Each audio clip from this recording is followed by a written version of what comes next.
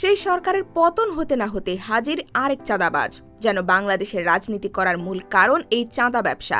আওয়ামী সরকারের দখলে থাকা প্রতিটি জায়গা ফের দখলে যাচ্ছে বাংলাদেশ জাতীয়তাবাদী দল বিএনপির হাতে।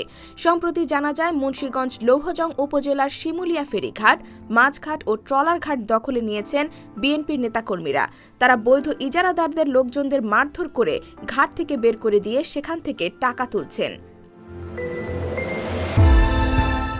উপজেলার কুমারভোগ ইউনিয়ন বিএনপির সভাপতি কাউসার তালুকদারের নেতৃত্বে তার অনুসারীরা এ কাজ করছেন বলে অভিযোগ করেছে স্থানীয়রা।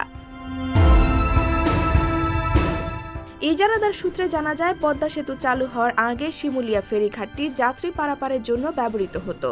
সেতু উদ্বোধনের পর ঘাট দিয়ে যাত্রী পারাপার বন্ধ হয়ে যায়। তবে প্রতিদিন হাজার হাজার দর্শনার্থী এখানে বেড়াতে আসেন। চলতি অর্থ বছরে বিআইডব্লিউটি এর কাছ থেকে লৌহজং উপজেলা কৃষক লীগের সাধারণ সম্পাদক সুলতান মোল্লা প্রায় 1,42,00,000 টাকার ঘাটের ইজারা নেন। সেই সঙ্গে আলাদা করে 8 লাখ টাকার এখানকার 2টি ট্রলার ঘাট এবং 10 লাখ টাকার একটি মাছ ঘাটেরও ইজারা নেন তিনি।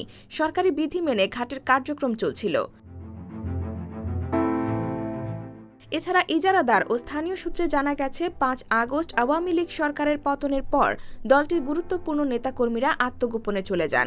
এই সুযোগে কুমারভোগ ইউনিয়ন বিএনপির সভাপতি কাউসার তালুকদারের নেতৃত্বে ইউনিয়ন বিএনপি, যুবদল, ছাত্রদল, স্বেচ্ছাসেবক দলের নেতাকর্মীদের একটি দল ঘাটের সব ব্যবসা তাঁদের দখলে নেয়। তারা ইজারাদারের লোকজনকে টাকা তুলতে বাধা দেন। 16 আগস্ট ঘাটের পার্কিং, ট্রলার ঘাট, দোকান, রেস্তোরাঁ থেকে তারা নিজেরাই টাকা তুলতে শুরু করেন। ইজারাদার বিএনপি নেতা কাউসার তালুকদারের সঙ্গে সমঝোতায় আসেন। দেন দরবারের পর মোট আয়ের 16 ভাগের 6 ভাগ কাউসার তালুকদারকে দিতে রাজি হন। তবে কাউসার তালুকদার শর্ত জুড়ে দেন, তার ছেলেরা ঘাটে টাকা তুলবে এবং ইজারাদারের ভাগের টাকা কাউসার নিজ হাতে দিয়ে দেবেন। অনেকটা নিরুপায় হয়ে মেনে নেন ইজারাদার সুলতান মোল্লা।